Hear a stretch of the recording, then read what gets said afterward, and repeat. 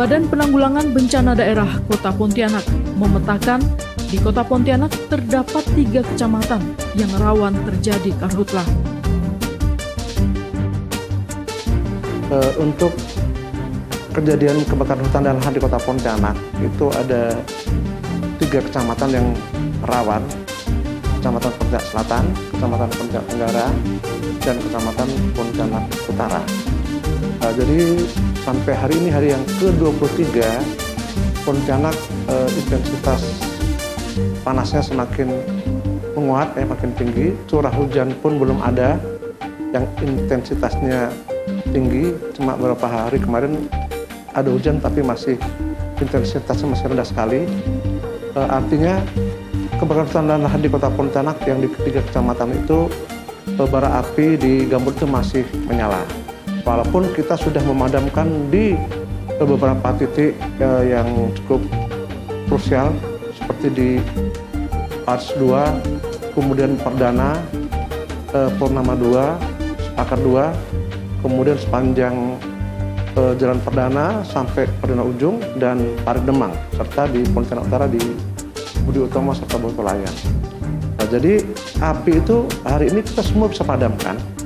Namun yang jadi masalah masih muncul dan timbulnya bara-bara api di tanah gambut. Ketika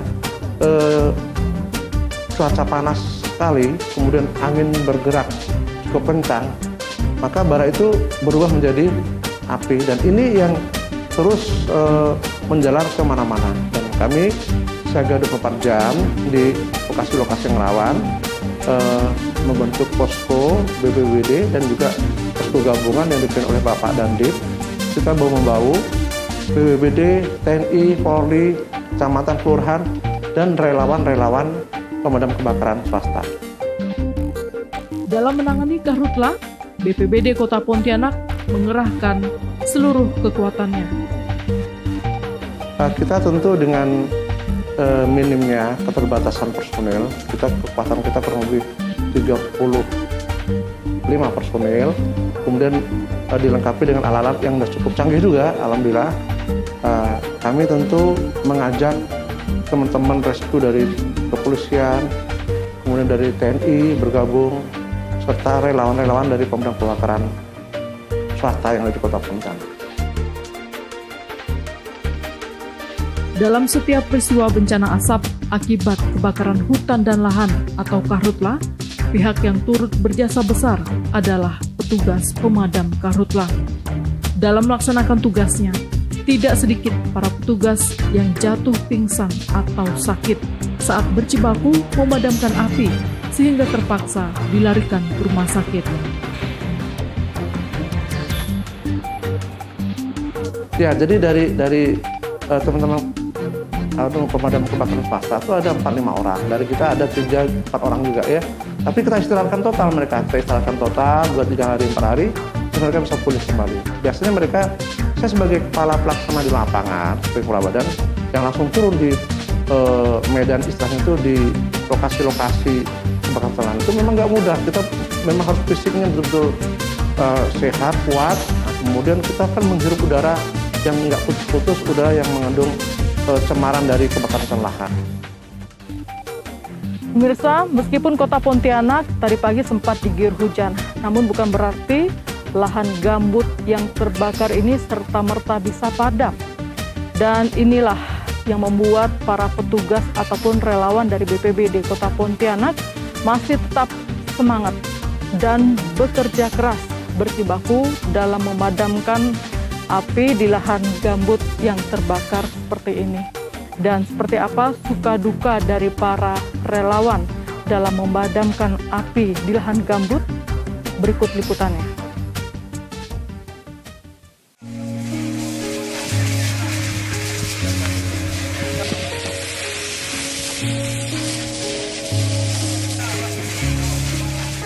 Adalah Agus Rian, satu dari 35 petugas BPBD Kota Pontianak yang sejak tahun 2012 silam terpanggil untuk ikut ambil bagian dalam memadamkan api setiap terjadi bencana asap akibat karhutlah.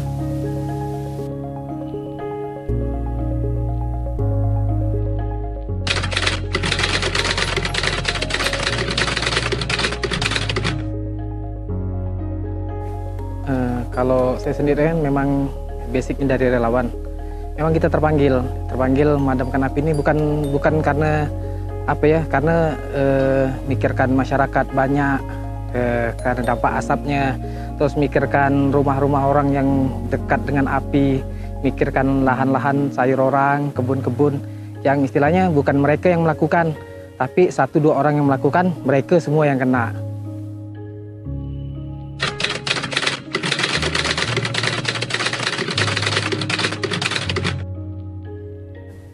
Kalau kita biasa meeting dulu di posko, hari ini mau kita padamkan yang mana, terus nanya sama komandan hari ini, misalnya daerah sini, daerah yang dekat-dekat dengan perumahan yang kita kejar dulu, terus dekat-dekat dengan kebun-kebun orang yang kita utamakan dulu, supaya tidak nyebar ke tempat lain, kita blokir dulu, supaya tidak menyebar ke kebun-kebun yang lain gitu.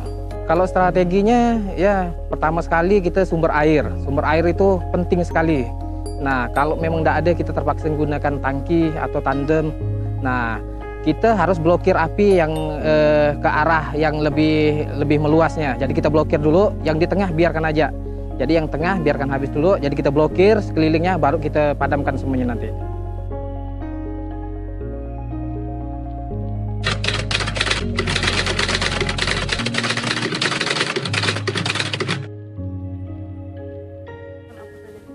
Nah, kalau kita masker, terus sepatu bot itu nomor 1 tuh. Karena di lahan pasti api itu, di lahan pasti banyak sekali, kita tidak tahu. Terus ular juga ada, jadi sepatu bot penting, terus masker juga kita penting. Juga kita biasa pakai helm supaya dahan-dahan kayu yang jatuh tuh tidak nimpak ke kepala.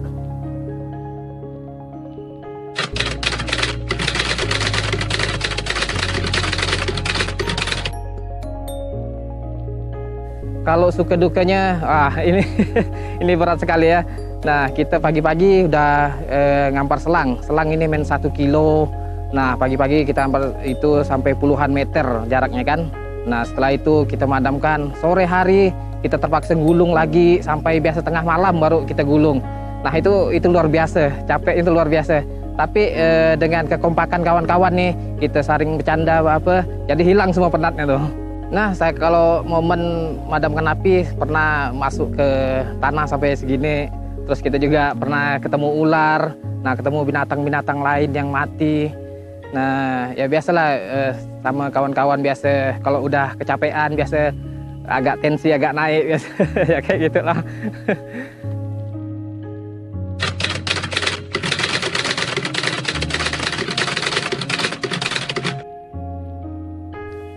Kalau untuk nyerah sih kita tidak ada kan, karena memang udah tugas kita.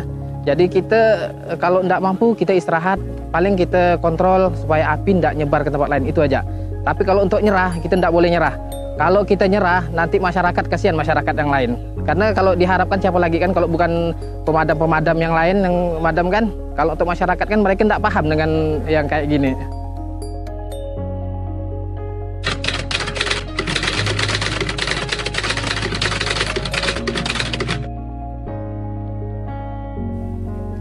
Ya, pesan saya sama warga-warga, janganlah membakar lahan. Karena efeknya mungkin mereka anggap enteng, cuma bakar dikit.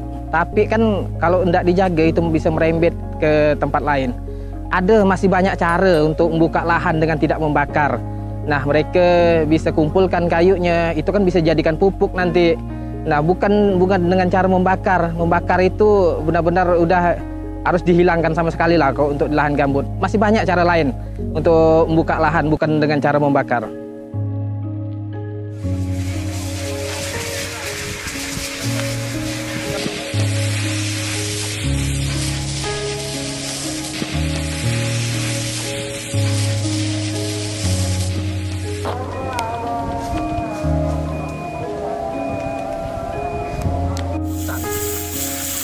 Karya Idrus Bungkat. Kami merintih kesakitan, tubuh kami menghitam. Setiap hari kami dibayangi kematian. Mati bukan karena kehendak Tuhan, kami mati karena keserakahan kalian. Hai makhluk yang mengaku sempurna, diciptakan untuk menyembah yang kuasa, melestarikan bumi dengan hati nurani. Mengapa kau siksa kami? Kau bunuh kami atas nama pembangunan. Pembangunan yang mengatasnamakan kemerdekaan. Jiwa kami meronta, tetapi pada siapa? Kau tak peduli. Kau buta pada air yang marah. Kau buta pada gunung yang murka. Kau tuli pada firman Tuhan. Kau lupa pada kami sebagai paru-paru bumi. Kasihanilah kami. Jungkat 26 Februari 2021.